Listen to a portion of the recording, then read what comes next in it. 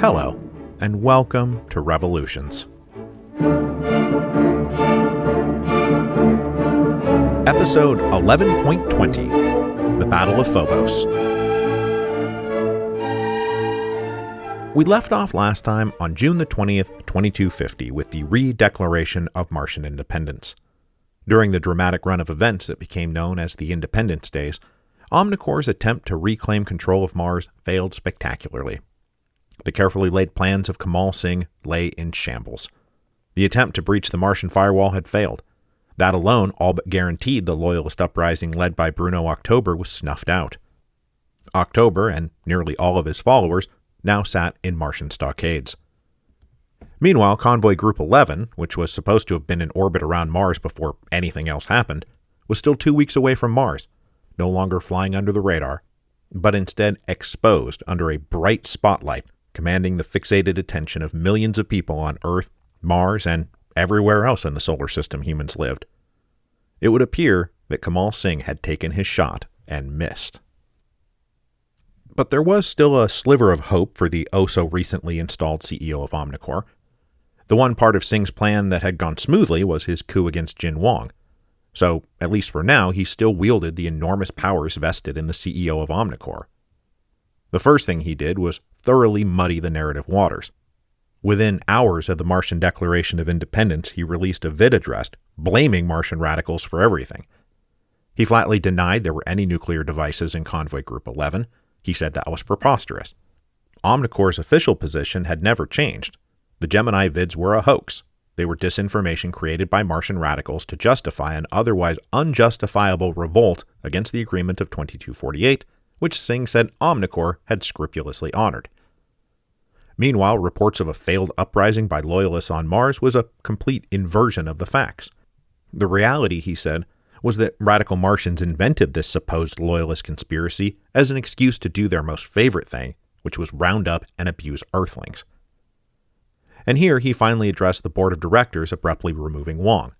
He said Wang had been ousted because she had known about these Martian plans and had done nothing to stop them. But he, Kamal Singh, was committed to the shared interests of all humanity.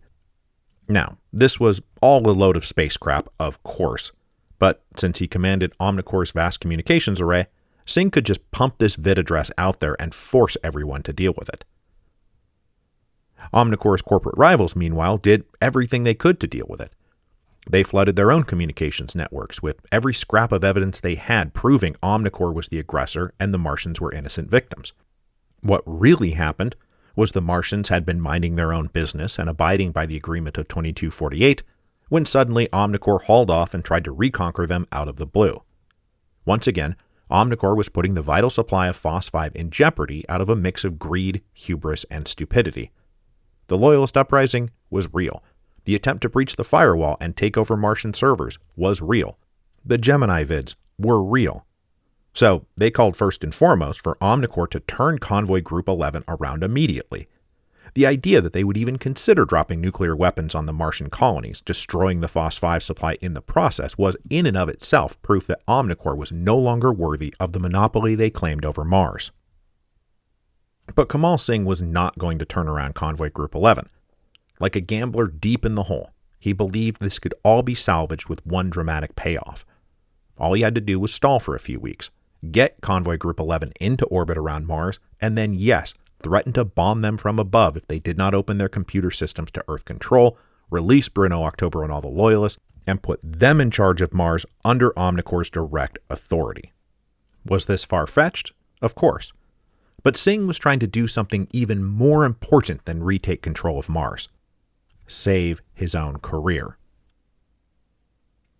Meanwhile, back on Mars, the new batch of leaders who emerged from the Independence Days were not grappling with ambiguity or confusion about what had just happened or whether there were nukes in Convoy Group 11, because of course they were.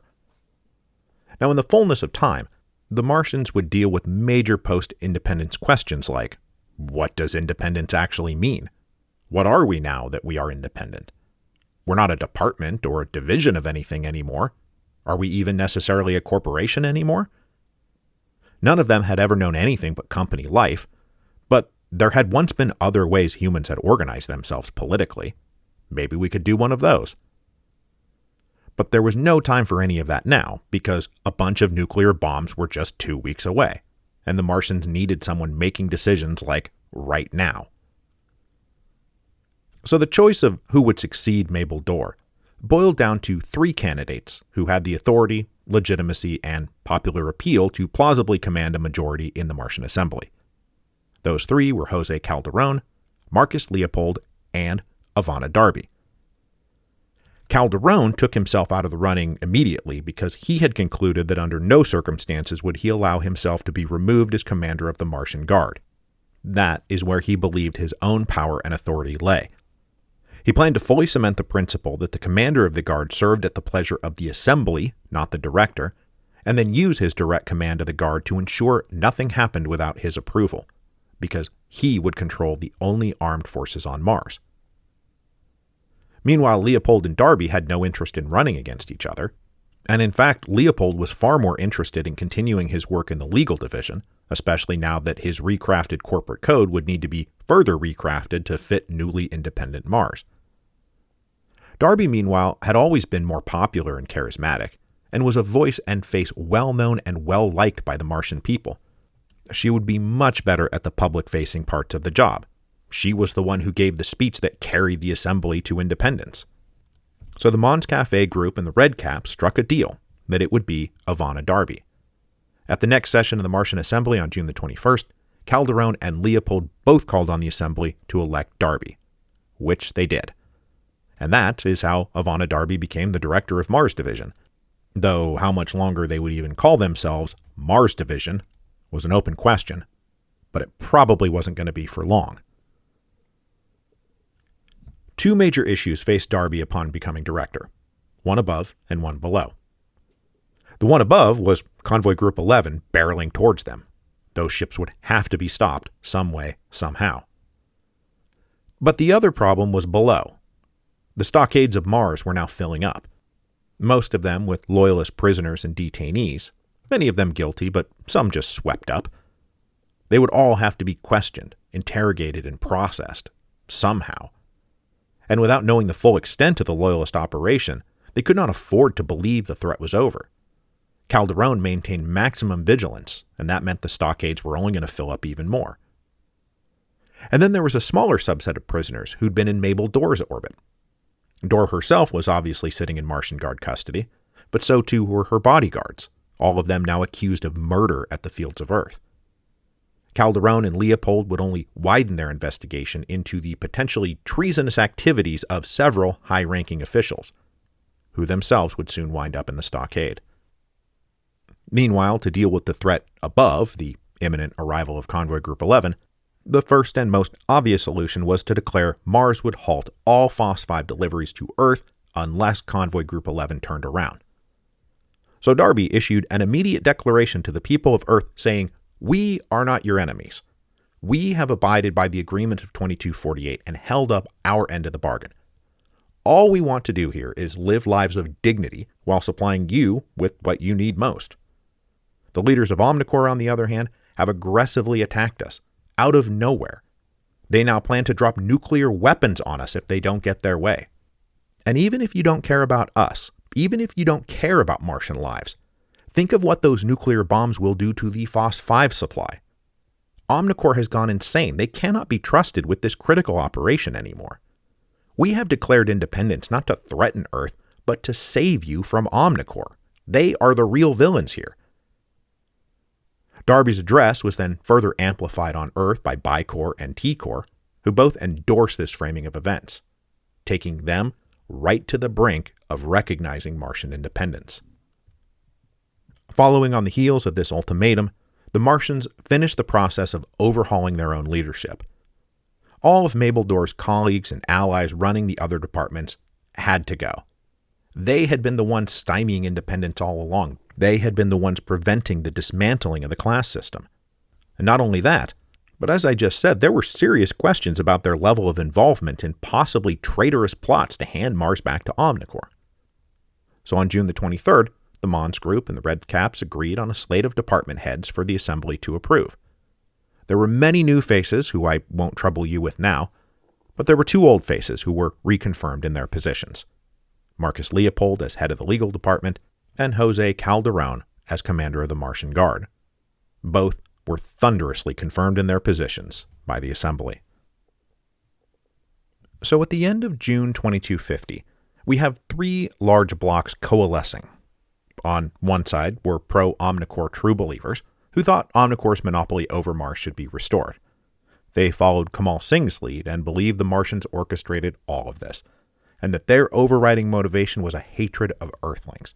And if you thought this wouldn't drive them to cut off the Phos-5 supply, then you didn't know the Martians. On the other side were anti-Omnicor critics who believed they should be stripped of their monopoly over Mars and the rest of the solar system. They believed the Martian Declaration of Independence was a clarion call to start fresh and open up space to everyone. There was simply no reason to allow the nefarious bunglers running Omnicor to have it all to themselves anymore. In between these 2 sides were neutrals. They didn't care who did what to who, as long as the Phos-5 supply was not threatened. This macrocosm was reflected in microcosm among the spaceshippers. They broke down into these 3 blocks in roughly equal numbers. Some were like the officers leading Convoy Group 11, sick and tired of the Martians and eager to restore Omnicor's monopoly once and for all.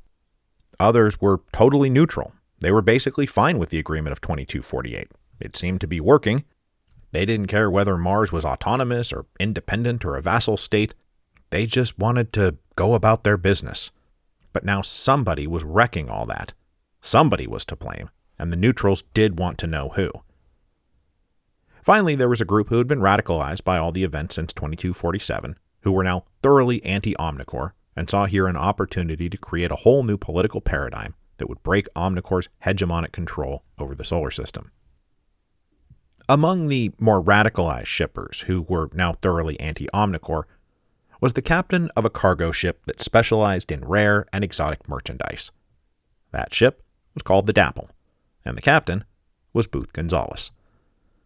Booth Gonzalez has been lurking on the periphery of everything we've talked about over the course of this entire series, but obviously he's about to quite literally plunge into the middle of everything, so let us now bring this biggest of unplayed pieces onto the board.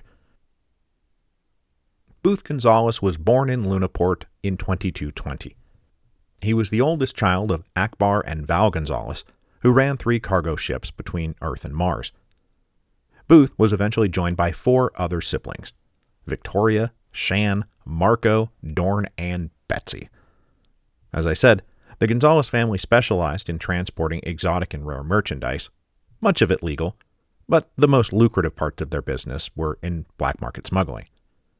They were highly adept at their business and had long-standing connections with other corporations and people on Mars who facilitated the transfer of a great deal of illegal merchandise. Not that anyone was really paying attention during the later Bird years. Booth and all his siblings were raised on board these ships, and when Akbar Gonzalez died in 2242, Booth took over as captain of the Dappel, while his mother Val continued to run the business from Lunaport. When Timothy Warner showed up in 2244 and instituted the new protocols, the Gonzalez family took an immediate and direct blow. The disruption to both their legal and illegal trade hit their bottom line hard. Suddenly, there were payments to be made that could not be made, and over the course of the next 2 years, they would wind up giving up one of their ships entirely and putting the other in dock because it had engine issues they could not afford to fix. Timothy Warner's name was Mud in the Gonzalez family, though that wasn't really saying much. His name was Mud pretty much everywhere. But despite this, in 2246 they took an opportunity to join the convoy supplying Timothy Warner when he visited Mars. That was the trip that ended with the Day of Batteries. It seemed like a pretty good gig. The pay rate was actually more generous than usual. They were tasked with carrying luxury incidentals for Warner and his family, except when they all got to Mars, no one ever called for the stuff to be offloaded. So they were held in orbit for 6 weeks, neither being called on to offload their goods nor allowed to deposit what they had and leave. It was all just, stand by, Dappel. Finally, after 6 weeks, they were told their goods would not be needed and they should take them back to Earth. This deprived them of the cargo space they planned to fill with Martian wares of special interest to a small but wealthy group of collectors and enthusiasts. They had to simply forego that income and leave Mars behind. They were still en route back to Earth when news of the day of the battery circulated. Oh, how they laughed and laughed. Gonzalez and his family then continued to monitor the situation as conditions on Mars deteriorated further. They could not believe how badly Timothy Warner and Omnicor were screwing things up. Young Captain Gonzalez joined an informal circle of other cargo captains, including Coyote O'Hara and Abilene Wren, to figure out what, if anything, they could do to break the stranglehold the new protocols had on their lives. It was by happy coincidence that the Dappel was in orbit above Mars when the 3 days of red erupted. When Commander Cartwright called for a spaceshipper mutiny and a cessation of transport between Earth and Mars, Booth Gonzalez did not have to think very long before signaling that the Dappel stood with Cartwright. This decision kept the Dappel around Mars for the duration of the mutual blockade, and Gonzalez and his siblings eventually rotated down to the surface, where Martian leaders ensured they were treated well and had a great time, even if the food left a bit to be desired. It was while on Mars during one of these shore leaves that Gonzalez first laid eyes on Helena Wells. When the mutual blockade finally ended with the agreement of 2248 and Timothy Warner was finally pitched overboard, Gonzalez and his family returned to running shipments to and from Mars. But they soon discovered that the doubling of the table of rates was not all it was cracked up to be. So Gonzalez stayed in contact with O'Hara, Wren, and other cargo shippers, as well as friends and contacts on Mars. The networks that had grown up during the fight against the new protocols were still very strong, and they were now augmented by deeper connections to Omnicor's rivals, Bicor and T-Cor, both of whom indicated a willingness to lavishly reward any shipper who was willing to defect away from Omnicor. This brought Gonzalez into the growing conspiratorial network to break Mars away from Omnicor that Kamal Singh was not wrong to believe existed. By 2249, that conspiracy had advanced to secret transfers of drone bombs into the holds of a small network of civilian cargo ships, including the Dappel. What precisely would be done with those drone bombs was unclear, but there they were. In May 2250, the Dappel had just left Mars and was heading back to Earth when the Gemini vids swept through all the networks. Convoy Group 11 was loaded with nuclear devices? That seems bad. Gonzalez made contact with his network, and the consensus seemed to be that the Dappel should turn around and head back to Mars. Something ominous was obviously in motion, and the Martians would need all the help they could get. The Independence Days exploded while they were still en route, and now there could be no question. Omnicor had just tried to stage an insurrection to retake control of Mars. The Gemini vids were obviously real. The nuclear bombs were obviously real. Convoy Group 11 was going to have to be stopped. By someone. So when the Dappel arrived in the environs of Mars, it joined a collection of other ships, both cargo ships and container ships, led by officers who still harbored anti-Omnicor sentiments. They were matched by a group of ships still loyal to Omnicor, who planned to ensure Convoy Group 11 was allowed to make their normal approach to Phobos Station, and from there, duly enter orbit above Mars. But the largest group were neutral. They didn't know who or what to believe. They just wanted things to be normal again, and were pretty furious at everyone involved. Now back in 2247, Timothy Warner had ordered Commander Way to attack Commander Cartwright, and she said, "No, I won't be doing that," and joined the mutiny instead. There had been this fundamental aversion among the shippers to the idea of fighting each other over Warner's nonsense. So there was some hope among both the Martians and the shippers that when Convoy Group 11 arrived, that dynamic would repeat itself, that they would not need to fight each other, that Convoy Group 11 would either turn around or open their ships to inspection to prove once and for all no nuclear devices were aboard. But that would prove to be wishful thinking. Neither the anti-Omnicor shippers nor the neutrals had any real desire to fight Convoy Group 11. They really just wanted them to stop and be inspected, like that's it. But this time there was a more fanatical group of pro-Omnicor officers on the other side who had a very clear mission they planned to see through to the end, whatever it took. As Convoy Group 11 made its final approach to Mars, diplomatic tensions on Earth and Mars escalated beyond the breaking point. And just to be clear, the absolute minimum demand from the Martians, the anti-Omnicor shippers, and the other corporations on Earth was that Convoy Group 11 stop and open itself up to inspection, And the fact that Omnicor steadfastly refused to grant even that simple request moved a lot of neutrals in the direction of thinking, yeah, there might be nukes on board those ships, huh? Kamal Singh, however, said that the inspectors would just fake the inspection results like they had faked the Gemini vids, so Convoy Group 11 must be allowed to dock at Phobos Station and enter orbit untouched and unhindered. So that brings us to the Battle of Phobos. Phobos Station, really Phobos Stations, but they always just called it Phobos Station, was the port of call for all incoming ships. Convoy Group 11 would in fact have to stop there because they would need access to the station's facilities after months in transit. So both the anti-Omnicor and pro-Omnicor ships in the environs of Mars clustered there.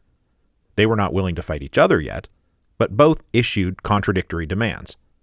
The pro-Omnicor officers said, get out of the way and let them dock. The anti-Omnicor officers said, get out of the way and let us inspect them. On July 16, 2250, Convoy Group 11 finally arrived and approached Phobos Station. Ivana Darby issued a final ultimatum for them to stop for inspection and come no further or else. Now, the senior officer of Convoy Group 11 was Winifred Lowe's, and she was under direct orders from Kamal Singh to keep advancing on Mars no matter what, to get the weapons into position to checkmate the Martians no matter what. And it would appear from a short book that I read called Captain of the Convoy, Winifred Lowe's and the Battle That Shaped the Solar System, a somewhat comically grandiose title, it seems Lowe's was actually prepared to not just threaten to drop the nukes, but to actually drop them. Kamal Singh had produced some very stomach-churning analysis that even if one of the 3 Martian cities was completely destroyed, the setback in Phos 5 production would be short-term. Long-term, they would be able to expand back to full capacity within 10 years, a capacity Omnicor would still be in full monopolistic control of. And that was the most important thing. Lowe's believed this, and her eyes were on that bigger prize. Human casualty numbers seemed incidental, even if they were listed in the millions. This analysis is actually some pretty chilling stuff. So that brings us to the Battle of Phobos. In total, about 50 ships were involved, with roughly equal numbers on both sides.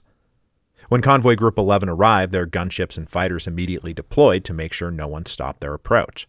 They were joined by gunships and fighters attached to pro-Omnicor container ships. In response, the anti-Omnicor ships deployed their gunships and fighters, supported now by a collection of cargo ships that would appear to have no business being there, but which were about to reveal that they themselves were heavily armed. Now, no one on either side had ever taken part in a battle. There hadn't been a battle in space in like 100 years. They had all played simulators, and so they had a basic understanding of tactics and strategies, bombs against scramblers and all that. But right up to the minute the drone bombs started flying, no one could quite believe they were really doing this.